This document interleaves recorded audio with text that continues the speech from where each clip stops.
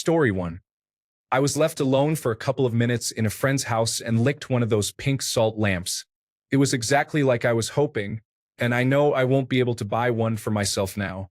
Story 2. Set fire to my father's newspaper while he was reading it. I was about 5 years old, so that was nearly 80 years ago, and a 40-page broadsheet in those days was a substantial fuel load. Story 3. I threw a slice of American cheese on the roof of my parents' garage in the middle of summer. It sat up there for weeks.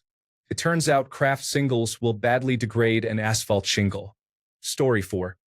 Not my intrusive thought, but when I was a kid, my friend and I were sitting in a sauna when he said, "What would happen if I urinate on the hot rocks?" It turns out it just makes the entire complex smell like burnt urine and permanently bans you from the pool. Story 5. I had a difficult day during my second year of university. I am a bit of a loner, so I didn't have any friends to call and ask to spend time with me. I spontaneously booked a train ticket to London at around 8 p.m. I arrived there at around 11:30 at night, and I didn't plan this through. I didn't book into a hotel or anything. I just wandered the streets and visited places on my bucket list. Then I ended up going for breakfast at around 8 a.m. because I was up the whole night just walking around with my headphones on. I visited the National Museum, went to Chinatown, had some food there, and did some shopping. By 5 p.m., I was on my way back to my student accommodation, which was a 4-hour journey on the train. I wouldn't change a thing about that day. It was so good. Story 6. I licked the back wall of an empty fridge, got my tongue stuck, panicked, and then pulled my head back and ripped off the tip of my tongue. Bleeding profusely, my grandfather gave me a cup of warm salt water to soak it in.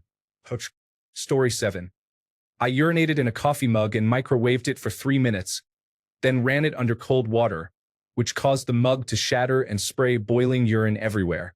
I was under the influence of medication and 12 years old. To this day, I have no idea why I did any of this. Edit. Woke up today and saw this gained attention. I wasn't expecting that. Glad to share a laugh. I want to clear up confusion. Being under the influence was an exaggeration for comedy. I took an above-average dose in my childhood.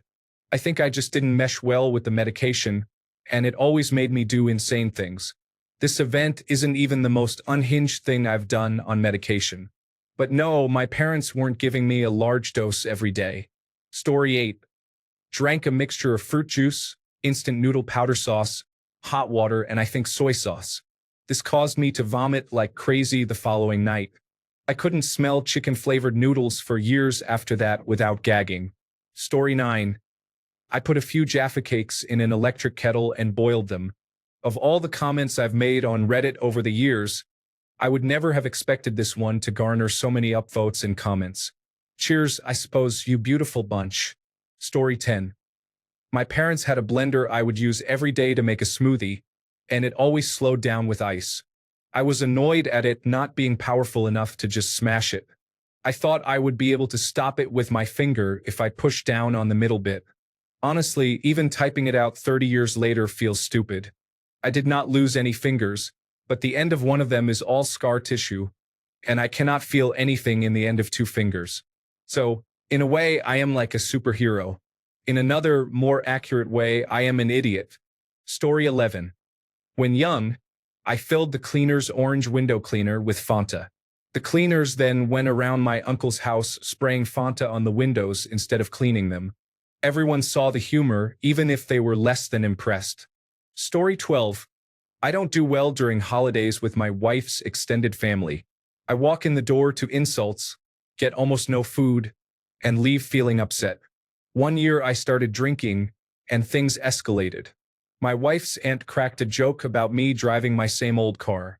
I asked her if her husband was still seeing his same old ex-girlfriend. That set the tone for the afternoon. My wife's cousin started on about religion and politics. I asked him about his inability to get a job and having his mother support him in his 30s. My wife's other cousin made a snide remark about my daughter being too big for her age. I called him a pedophile and told him to keep his hands off children. At that point, people started leaving. I felt so heartbroken. I was just warming up. My wife didn't talk to me the rest of the weekend, but we won't go to many family holidays anymore. Story 13. Today, I learned most people don't know the difference between impulsive thoughts and intrusive thoughts. Edit. I meant people, but I'm leaving it because I'm going to be a rebel. Story 14. I put the ends of copper wire into an electrical outlet. It sparked and popped. Otherwise, I'm unharmed. Bonus. As a kid, I saw a mug my aunt put in the microwave and thought, wow, that spinning mug must be having fun. So I spun too, ended up becoming dizzy, falling, and hitting my head on a door. I needed stitches. Story 15. There was a tube of mayonnaise lying on the path near our local lake, closed cap and still completely full and all. I was 10 years old, didn't think twice, and just jumped as high as I could, landing with both feet on that tube, causing a 3-meter string of mayonnaise to fly around. It was busy at that moment, but no one got covered in mayonnaise. There was a long trail of mayonnaise on the path, and I was extremely proud. It's one of the few memories I have in which I wasn't always thinking about what others might have thought. And one of the even fewer memories in which a foolish thing occurred, and when looking back at it now, I have no regrets. Story 16. I had taken away 2 big drinks of water during class, and my friend a few rows ahead turned around and looked at me right while my mouth was still full. So I just smacked both of my cheeks and spat water everywhere. Story 17. Not me, but my marine biology teacher in high school once licked my hand. To this day, I still don't know why. He was a kooky kind of guy, so it wasn't too off base for him, but it definitely was one of those moments where afterward he seemed embarrassed even at himself, like, wait, what did I just do? Story 18. Threw a full slushie through the driver's window of an oncoming car. They chased me for about 10 minutes, then filed a police report. The police made me pay to have the car cleaned.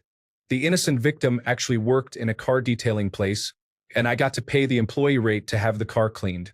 Story 19. Broke up with someone because I felt that I didn't deserve her presence in my life and thought I would eventually do something to hurt her. Well, it turns out this was the thing I did that hurt her.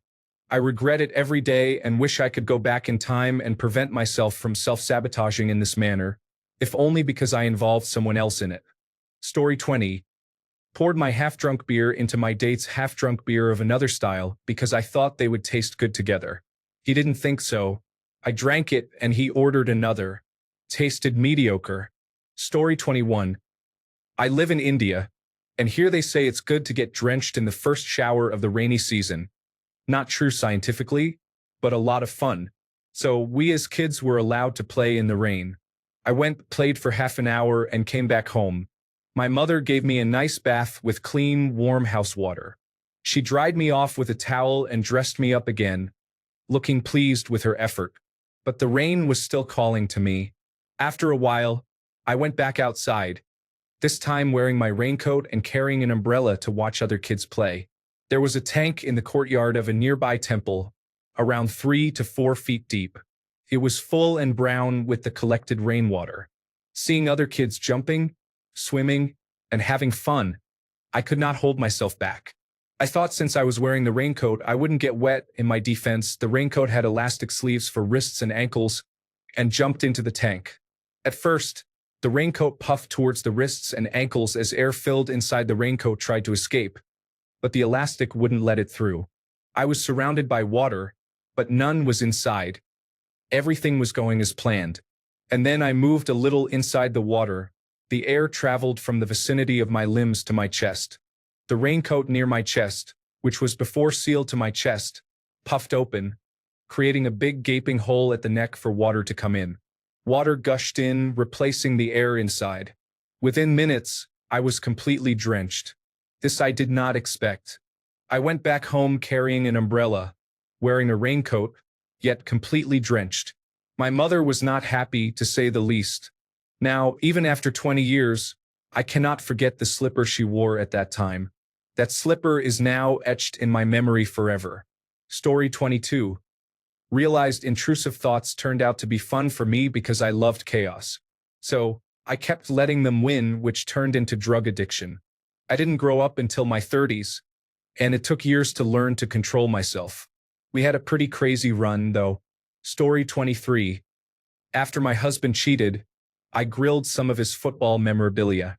Don't worry, the grill was unharmed. I took his phone out of his pocket and texted his girlfriend as him. I told her to quit her job. She did. Story 24.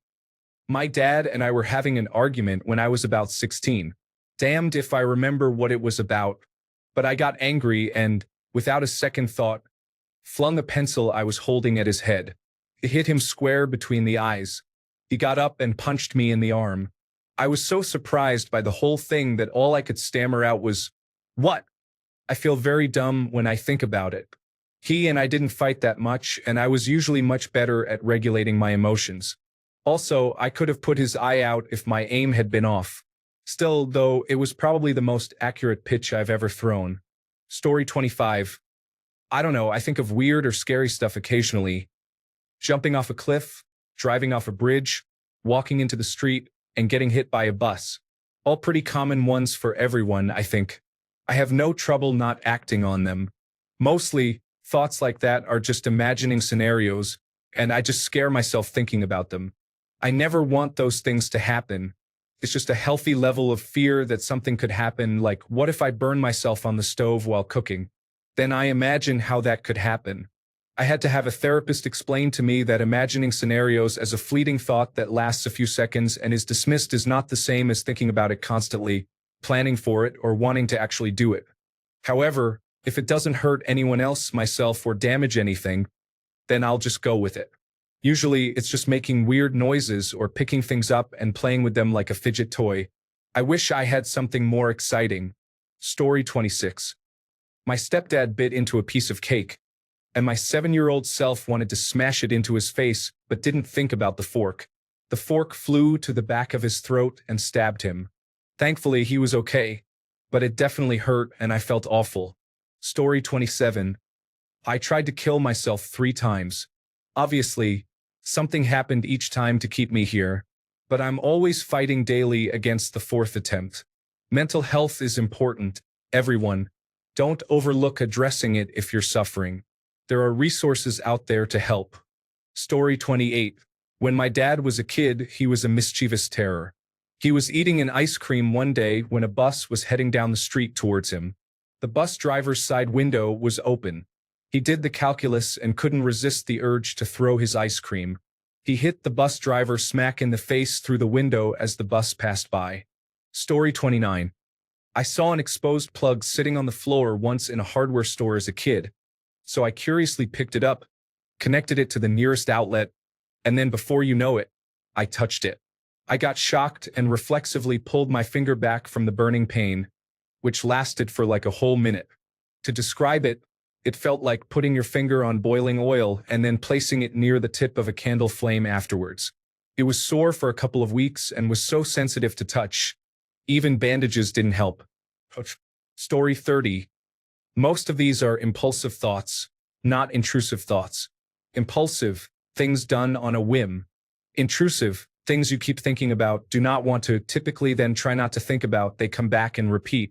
Story 31. Lit a firecracker in my desk in the middle of my grade 8 class while the teacher was at the front giving a math lesson. I'm not sure what I expected to happen, but needless to say, he was angry and scolded me. Luckily, it was 1995 and well before the world went crazy. I'm sure if it happened now, I'd have ended up on a list somewhere. Story 32.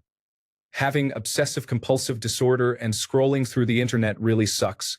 All obsessive-compulsive disorder symptoms and terms eventually get co-opted into being some cutesy trend. My obsessive-compulsive disorder makes me organize my closet really well. My intrusive thoughts told me to put peanut butter in my ice cream. You all suck. Story 33. When I was 8, I shot a wasp nest with a BB gun. I knew what wasps were and I knew it was a bad idea. But I saw it. And almost as if instincts took over, my brain said, "Exterminate us." Then I was swarmed. I had a phobia of them for a while and I still kind of do. Story 34. Years back, right when Grand Theft Auto 4 came out, some friends and I were snowmobiling in British Columbia. After a day on the hills, we were heading back to the trucks feeling like the greatest riders who have ever graced the sport. When we got back to the trailhead, I noticed someone left their tilt sled deck, Think giant aluminum ramp on the back of a truck to load and unload sleds in the down position. That's when my impulsive instincts took over, and I jumped the truck. And my friends, that is the story of how I broke my collarbone and wrecked my sled. Story 35.